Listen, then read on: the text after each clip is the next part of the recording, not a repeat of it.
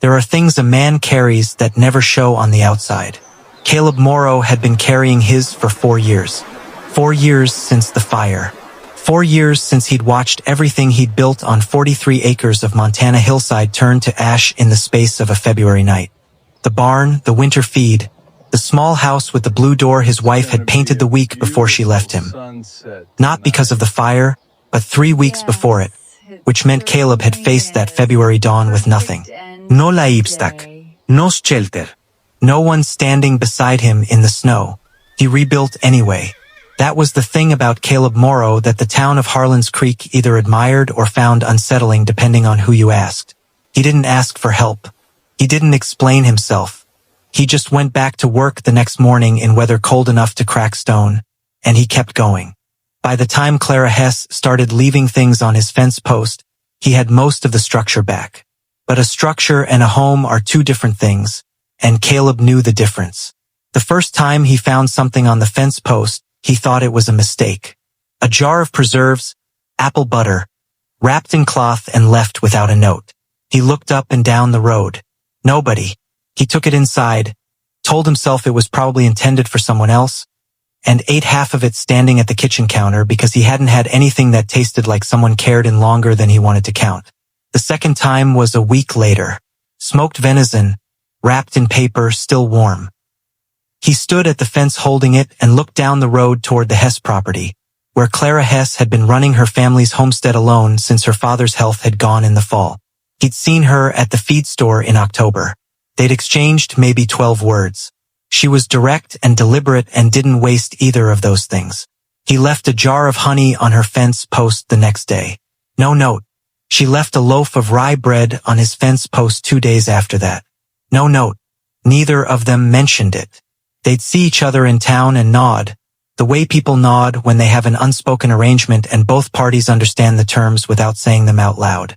This went on for 6 weeks before Caleb admitted to himself that he was timing his trips to the fence post to coincide with when he thought she might be on her road, just for the 30 seconds of distance between them where he could see her and she could see him, and that counted as something, even if he couldn't name what.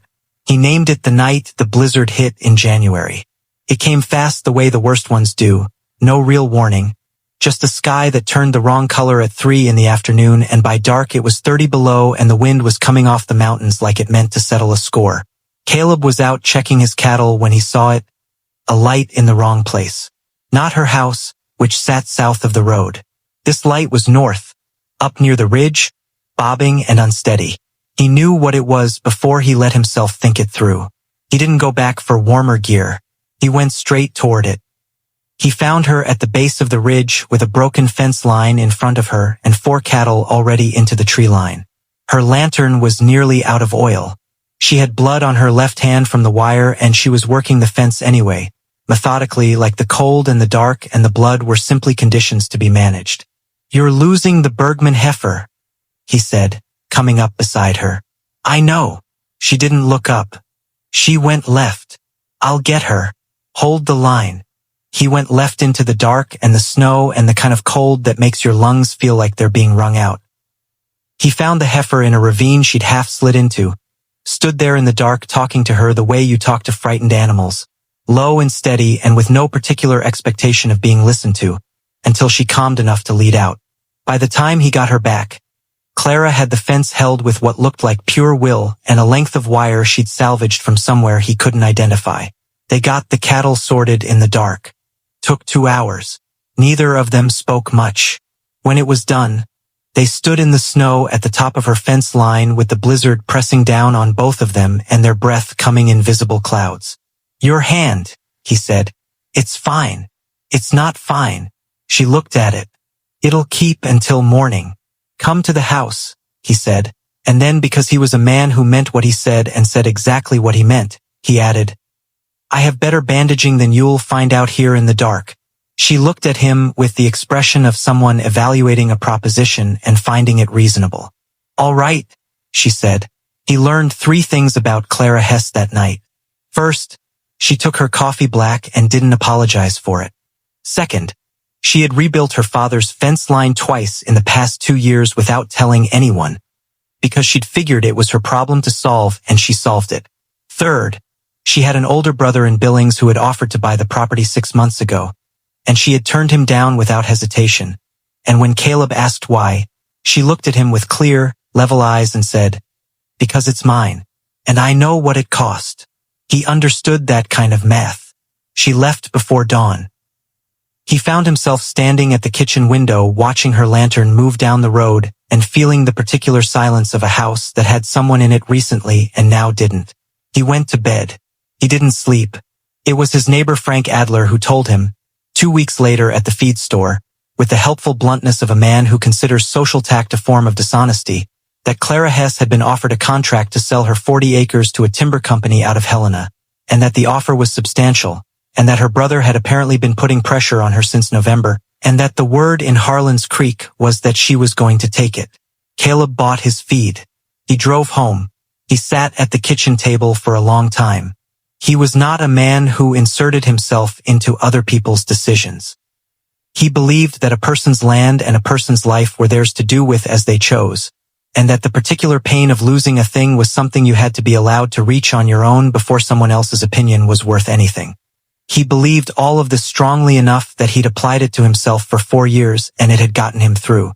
But he sat at the table and thought about a woman who'd said it's mine and I know what it cost, and he thought about the fence line and the blizzard and the blood on her hand and the way she'd worked anyway, methodically, like the cold and the dark were just conditions to be managed.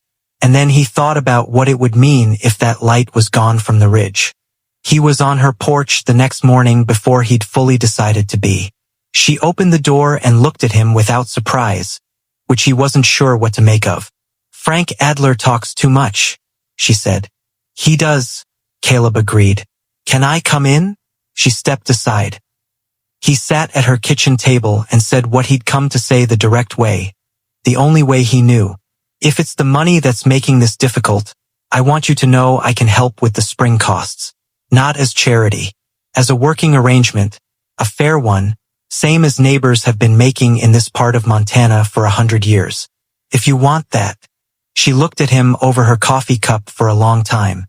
The kitchen was quiet. The Montana morning pressed white against the windows. "Is that why you came?" she said. He looked at his hands on the table.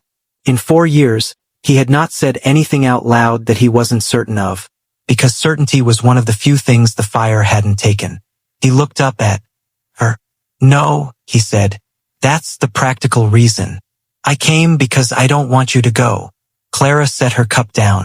The silence between them had a different quality now, the kind that isn't empty but full, the way a room feels when something true has been said in it for the first time. "I'm not going," she said quietly. "I was never going. My brother thinks I am. The timber company thinks I am. I let them think it because it bought me time to figure out the refinancing." She paused. "I had it handled." He absorbed this. He felt something that might have been relief or might have been something larger coming in around the edges of relief. "You had it handled," he repeated. "I did." The corner of her mouth moved. "But I appreciate you coming." He looked at her across the kitchen table of a homestead she'd refused to surrender, in a morning so quiet you could hear the snow settling off the roof, and understood that he'd spent 4 years building walls with the same hands he should have been using to knock on doors. "Clara," he said. "Caleb," she said, the same way. They were married the following October, the kind of wedding that Harlan's Creek didn't fully know what to make of. Small, practical, and obviously right. Two people who had been leaving things for each other on fence posts finally closing the distance between them. The morning after, he found her at the fence line at the edge of their joined properties. She was looking at the place where his land ended and hers began, which now meant nothing. "What are you thinking?" he asked. She looked at the Montana mountains the way you look at something that has always been there and never gets ordinary. "That I'd like to take that fence post down," she said. "We don't need it anymore." He got the post driver. She pulled the wire. They worked together in the October cold without speaking, the way people work who have already said the things that matter. When the fence was gone, the land looked like one thing, which is what it was. Some people spend their whole lives building walls against the possibility of loss and wonder afterward why nothing could get in. Caleb Morrow had lost everything in a February night and rebuilt with his bare hands and kept every door locked for 4 years and thought that was strength. It was something. But it wasn't the whole thing. The whole thing was a jar of apple butter on a fence post and a woman in a blizzard who'd already figured out her own rescue and still let him come in from the cold. Don't confuse being self-sufficient with being finished. The strongest people in any room still leave something on the fence post. They still let the light in when someone knocks. And sometimes, if you stop counting everything you've lost long enough to look up, what you find on the other side of the fence is exactly what you didn't know you'd been building toward.